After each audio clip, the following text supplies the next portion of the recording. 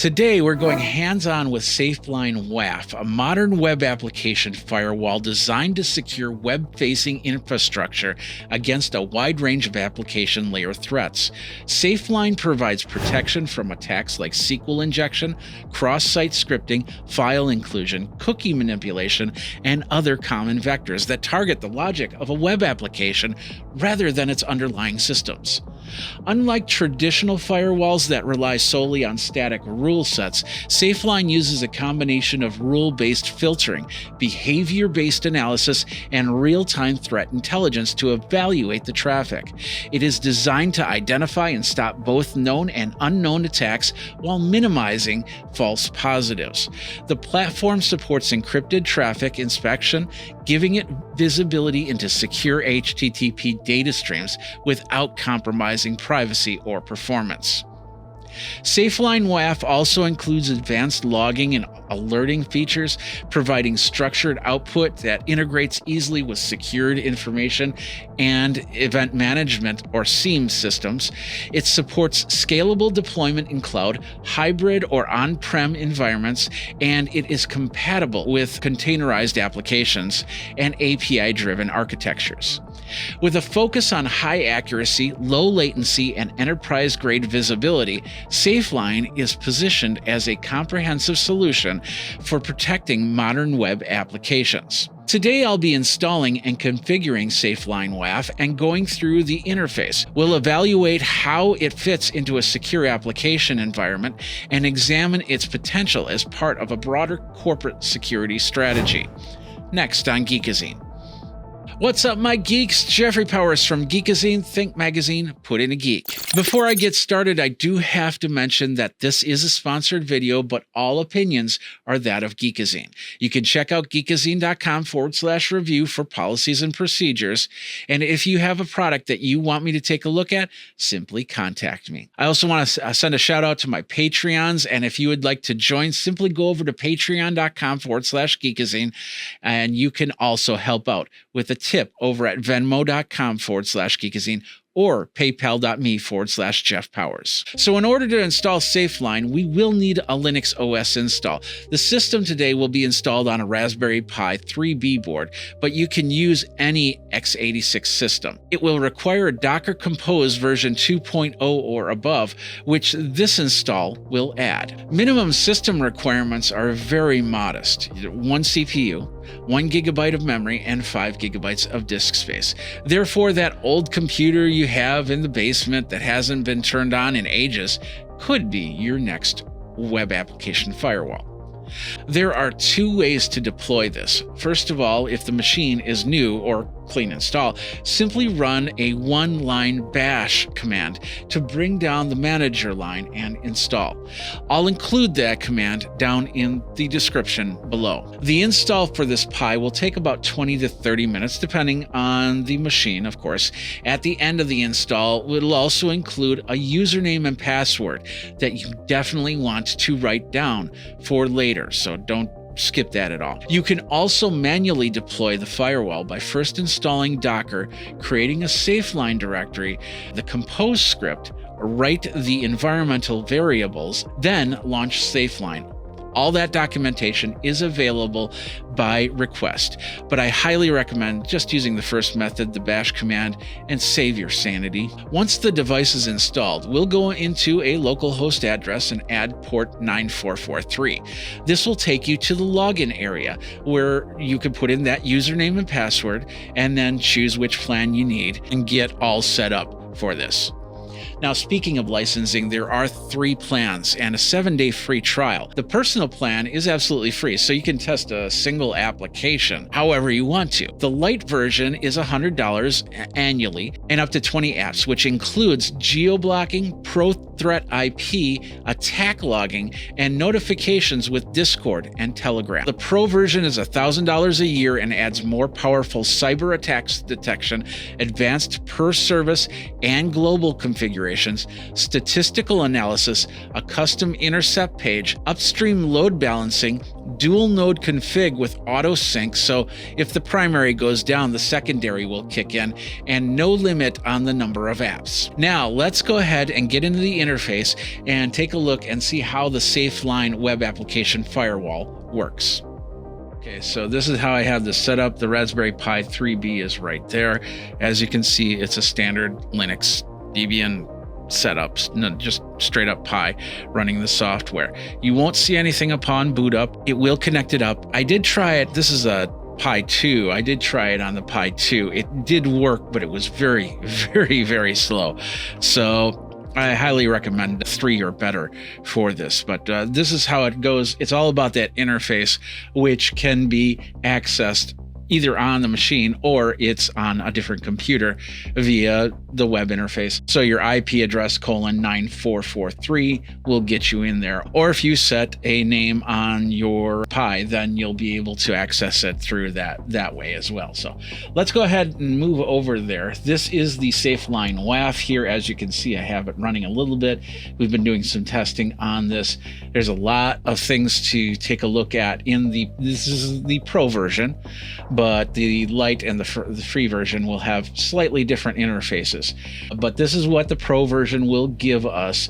Straight up, we're seeing some statistics, some requests, some queries, some blocking, and everything like that. We've got user clients, we've got response clients, we've got referring applications, refer page, just the basic set of stats here in a very easy to recognize and read area. We can go into our security posture and see what's going on. I don't have too much going on here right now, but we'll try and make these numbers flutter a little bit as we go. And then, of course, the data dashboard, which we can check on that. So we'll do that. Once again, we're probably not going to see anything because really it's not connected up to the web, so nobody will be able to connect from here. All right. So within the dashboard, that's what we see on our statistics. And this is the first page you will see when you get into your SafeLine WAF. If we go over to the applications, as you can see, I do have an application set up with authorization, and it's all ready to be defended upon. Adding an application, very straightforward. All you have to do is hit the add application. You put in your domains. You choose your HTTP. In this case, I don't have a secure HTTP, so I just switched it like this, and that takes out the certificate part.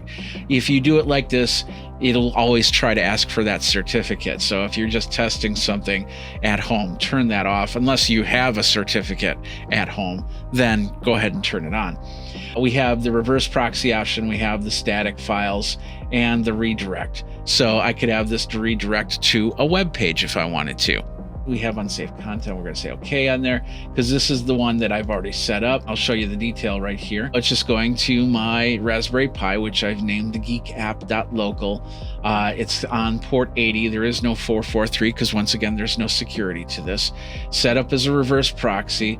And basically the upstream is 127.0.0.1:9443.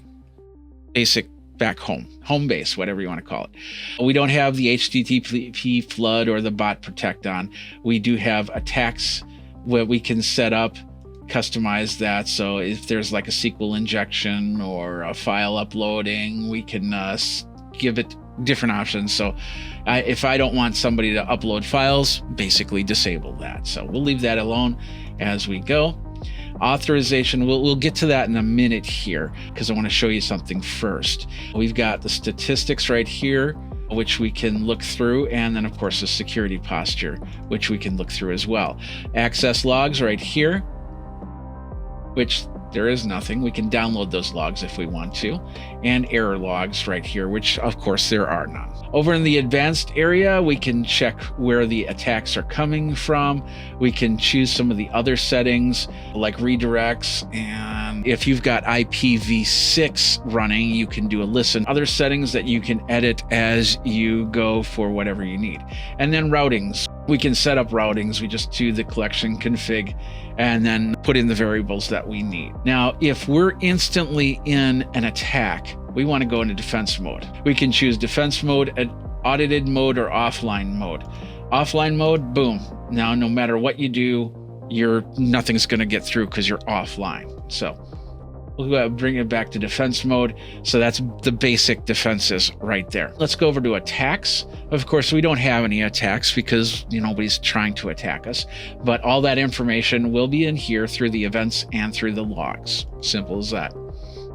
Allow and deny. These are applications that you can allow in through IP addresses and everything. You can set up custom rules, like for instance, a search engine spider, malicious IP. Search engine spiders, I'd highly recommend, because sometimes those bots get really, really intense. So if a new search bot comes in, you can block it pretty quick. Let's go to HTTP flood. This is so if somebody doesn't do a denial of service attacks, so it limits the requests from a single source. So we'll hit settings. We can change it from basic access limit, attack limiting, or error limiting. And then of course the waiting room. Now this is throw them in the waiting room, and then they've got to wait a certain period of time before they go out and get the access to whatever it is. This is for somebody that's trying to do a password attack by any means. You'll be able to get them in the waiting room, so they'll have to wait a long time before they can put another password in there. We've got the anti-bot category here. We can put in the IP in the application, and we can set up some of the settings to create a challenge for people to get in there.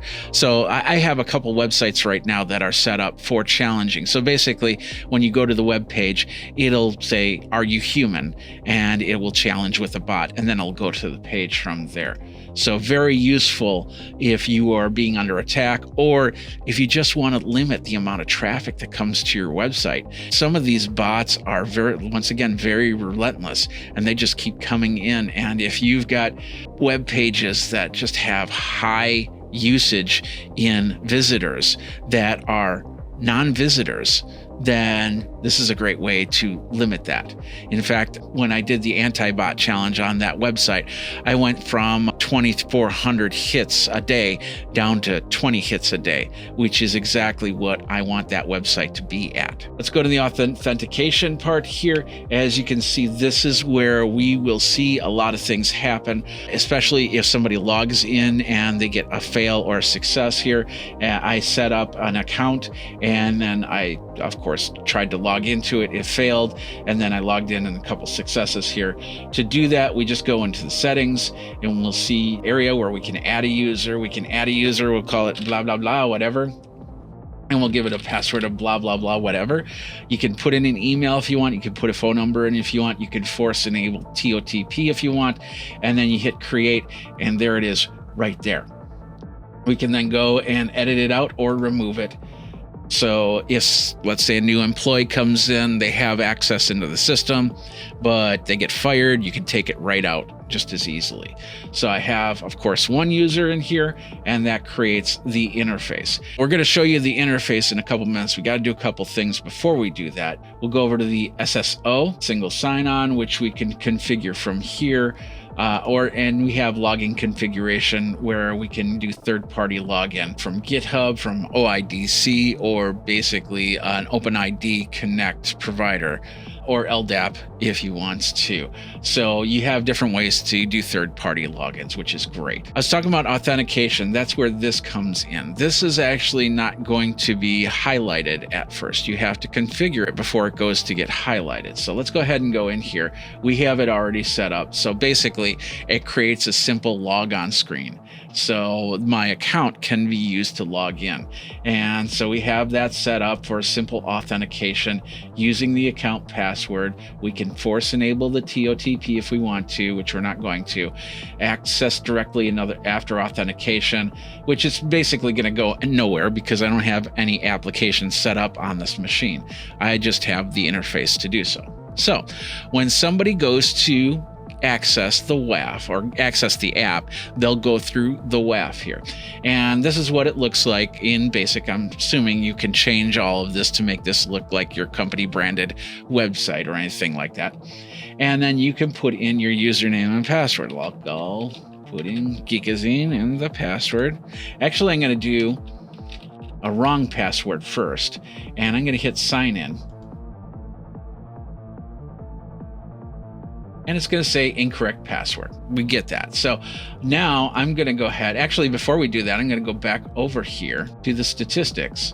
And as you can see, now we have a small little spike. There's a block right there. There's the request right there. So, and of course, nothing is successful. So if we go more into the logs, drill down in the logs, we'll see a lot more. And then, of course, if we go over here, there we go. We see our failed attempt right there. So now if I do this with the correct password, it'll sign in, but it's going nowhere because once again, I don't have an app to take it to. Let's go back here. So now we still have the failed success, but if we go like this, there we go. We're going to see a success. We can change this. We can see 20 instances, 100 instances per page. If there's a lot of attacks, we can really notice it and be able to drill it down, find out the IP address that it's coming from and block that, or put that in a waiting room or whatever you want to do. Maybe create a honeypot of some sort, a rule that says go over here so they think that they're in a web page, but they're really not. Now we have a successful login. We have a failed login. We've got some statistics. We're going to see those statistics now. And as you can see, we saw the requests here and here. The denied was right here. The success was right here. So we have a lot more information to go on. And this, of course, as this gets populated, you're going to start to see the countries that different people are trying to access it from, if you're accessing from the country. You could take this and set this up for an internal system. So let's say you're running a coffee shop or anything like that, and you want people to go to an interface. They'll log in. They'll either have a successful login or a failed login, and it'll take you to the app or the program in question. But if you do connect it up to the internet, you have the ability to see where people are coming from. And you can do things like geo-blocking. You can do IP blocking or whatnot. So if you're getting attacks from a country that really doesn't come to your coffee shop, then you can squelch that and then continue to have a safer environment inside. You know, there is a lot more that you can do with this. You can set it up so apps will go to internal apps, external web pages, or anything like that that allow you to get your work done. You can set this up for an internal system. You can set this up to do some web application firewalls for outside and be able to send that traffic through an area so you know who's accessing it and when and why and how.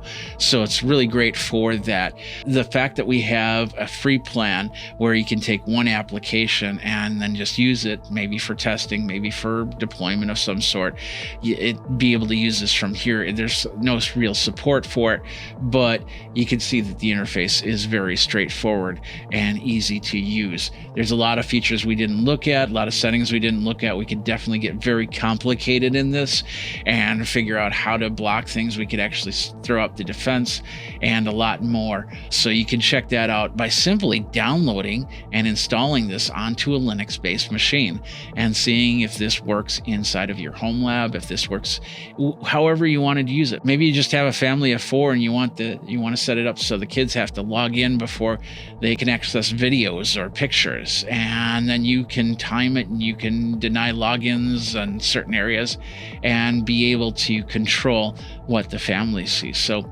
there's a lot of different functionality that can go into using this, and just using a simple Pi to route all that information back and forth doesn't have to take much of a computer to do that. This is a great way for you to protect vast amounts of information, whether it is your home lab, whether it is your NAS backup, whether it's your audio, video files and pictures and home data like tax forms and things like that. It's all can be controlled from there. And then of course, we're looking at the price. I say $1,000 a year for the Pro version. That's for a year. And that's got not only protection options to it, but it also has support that you can get if you're running into problems. Same thing with that $100 a year light version. If you're not connecting up globally, then something like that is perfect. That way, if somebody is sneaking around and finds your your interface and they're out in China or something like that, you can set it up so there's no way that they'll be able to access it from there. They won't even see it in some cases. I can see many uses for this internally, externally, but what do you think? Where would you use a Windows application firewall?